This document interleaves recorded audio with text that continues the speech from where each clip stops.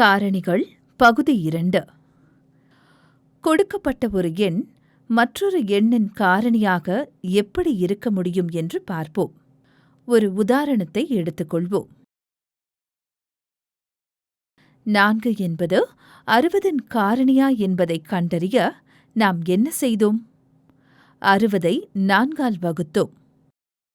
15 4கள் சேர்த்தால் 60 ஆகும் என்பது நமக்கு தெரியும். மேலும் 60ஐ 4ஆல் வகுக்கும்போது மீதி 0 ஆகும்.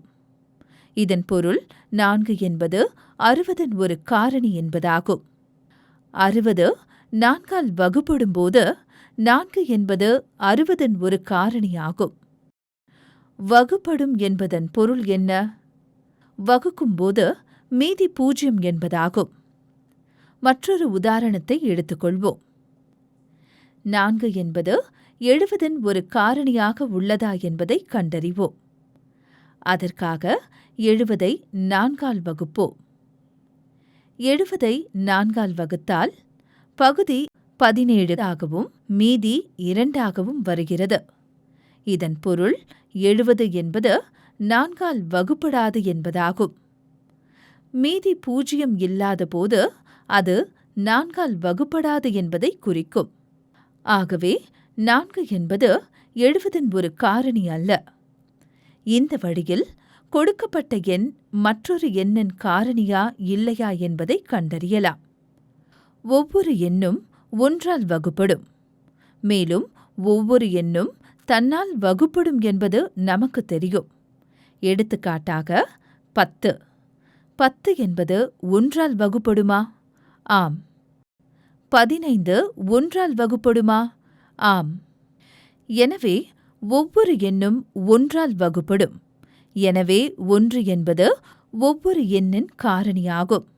இதேபோல் ஒவ்வொரு எண்ணும் தானே வகுப்படும். 7 என்பது 7ஆல் வகுப்படும். 13 என்பது 13ஆல் வகுப்படும்.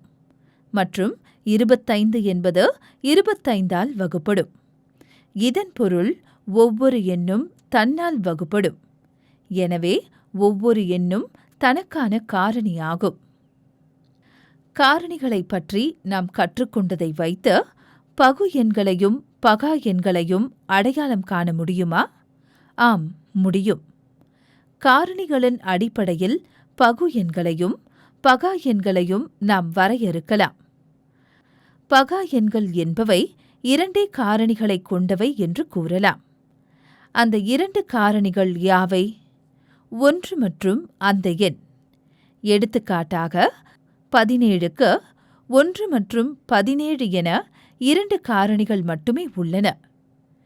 வேறு ஏதேனும் ஒரு பகா எண்ணை எடுத்துக்கொள்வோம். உதாரணமாக 3. அதற்கும் 1 மற்றும் 3 என 2 காரணிகள் மட்டுமே உள்ளன. மறுபுறம் பகு எண்கள் என்பவை 2 அல்லது 2ற்கும் மேற்பட்ட காரணிகளை கொண்டவை. எடுத்துக்காட்டாக 10க்கு 1 10, 2 மற்றும் 5 ஆகிய காரணிகள் உள்ளன. எனவே இங்கு 2ற்கும் மேற்பட்ட காரணிகள் உள்ளன. ஆகையால் ஒரு எண்ணுக்கு 2ற்கு மேற்பட்ட காரணிகள் இருக்கும்போதெல்லாம் அது ஒரு பகு எண்ணாகும். இந்த வழியில் பகு எண்களையும் பகா எண்களையும் அடையாளம் காண இது மற்றொரு முறையாகும்.